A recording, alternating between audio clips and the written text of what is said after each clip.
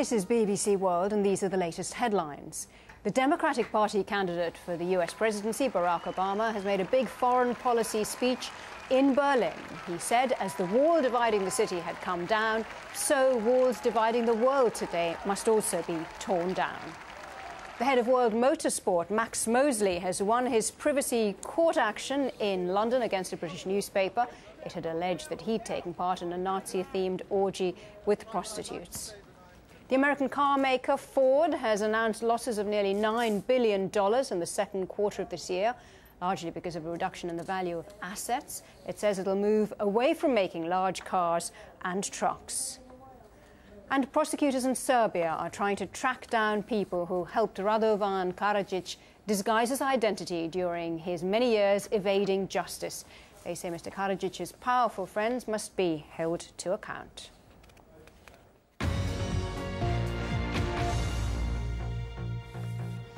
So, welcome back to World News Today. I'm Nisha Pillay. Now, the victory of world motorsport boss Max Mosley in his privacy action against a British newspaper.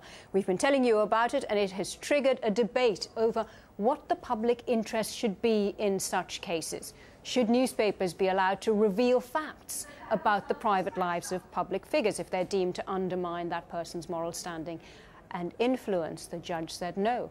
Or should the right of the individual to privacy be upheld at all costs? Well, with me to chew over the issues, our social commentator Mal Fletcher, who joins us from our Oxford studio, and Matthew Syed, columnist with The Times newspaper. Welcome to you both. Hi, thanks. So, I'm going to ask you first, Matthew. What do you reckon? Max Mosley's sadomasochistic proclivities, are they anyone's business but his own? Personally, I don't really give a stuff whether Mosley dresses up as a Nazi or a Russian or a French maid, whether he enjoys being spanked or spanking another person. The key issue for me, was it consensual? Did it take place behind closed doors? I don't think either of those facts are in dispute, and therefore I don't think that his behaviour disbars him from the job that he's doing. The only issue with regard to his job is he doing it well, not what his private sexual preferences are. So was he right to win that privacy action that he brought against the newspaper? Seems to me that's a separate question, whether or not the public has a right to know. And I don't see how the public interest is served by knowing about whether he spanks people in his private life. OK, very clear, Matthew. I'm going to ask Mal Fletcher that question too.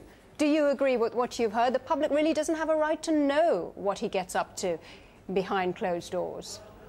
Well, I think we don't want to live in a paparazzi culture, you know, where all the private details of a public figure's life are open to public scrutiny all the time.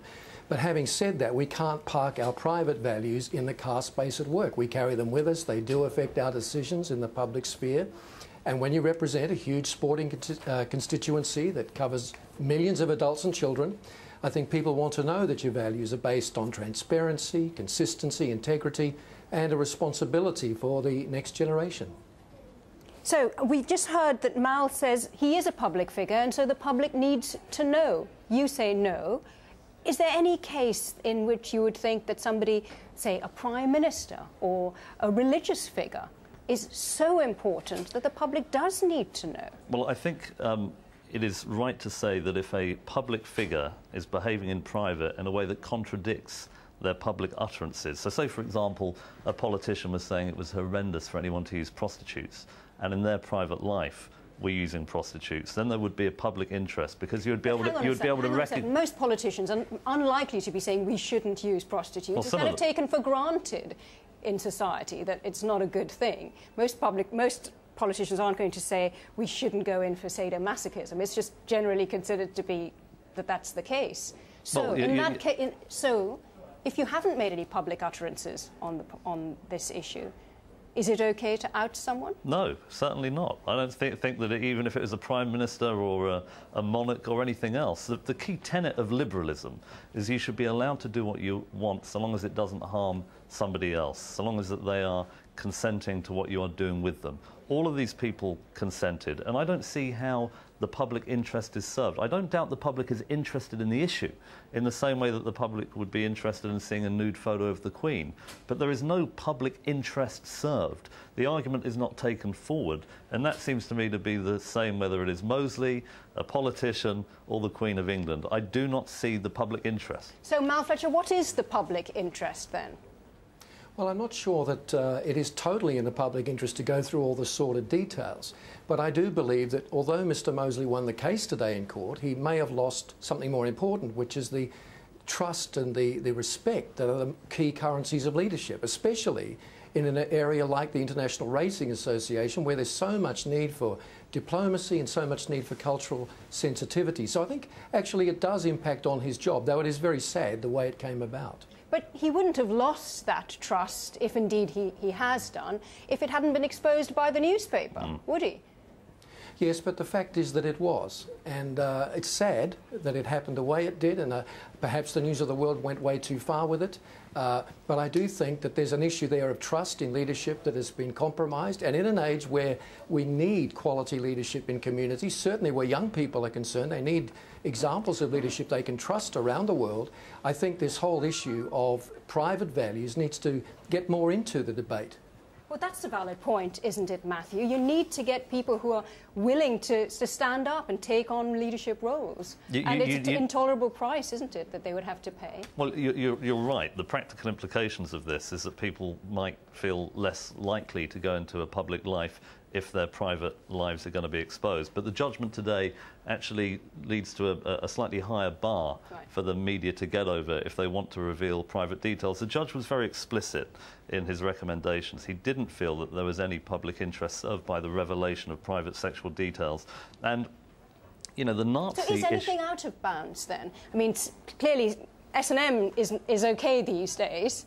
What is it that he might have done in privacy that would not have been OK, do you think? Well, broken the law, rape, embezzlement. I think if he did something with someone and they consented to it and he was not breaking the law, it doesn't seem to me that there's a public interest. But your other contributor talked about... But if he'd been very offensive, if a public figure makes really rude remarks about a different group, a minority group, is that OK? Well, let's say, for example, Mosley had described some of the motoring organisations in his tent as useless and incompetent, but he wasn't prepared to make that case publicly, then I think there would have been a very strong public interest in disclosing that particular fact. But the other contributor has talked about trust, that Mosley somehow breached the trust of those who elected him. You made the point absolutely validly that no one would have known anything about it had the News of the World not published. But in what sense, when he took that job, was he saying to the people, I'm not going to indulge in S&M?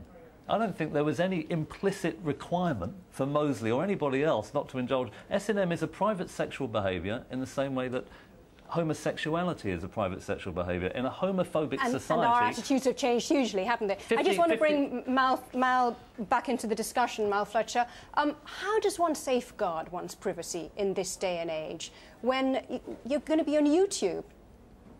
Well, I just want to point out in response to something Matthew said that it's not so much just the issue of sexual behaviour and consensuality and so on. I think there's also the issue of the covert lifestyle that went with it. And by his own admission, Mr Mosley said that he kept some of these things hidden from his family for many years. So people in the public sphere can be asking themselves, I think rightly so, if he's prepared to use deception on people closest to him for so long, perhaps... You know, he may use the same deception in public and professional areas of life when it comes to moral and ethical questions. So I do think there's Mal Fletcher, I'm sorry to intervene. Thank you so much for your contribution, and thank you to Matthew Syed too. Coming up later in the programme, we have a film adaptation with a lot to live up to. The British literary gem Brideshead Revisited is about to hit the big screen for the very first time. But first, the boss of BP's Russian oil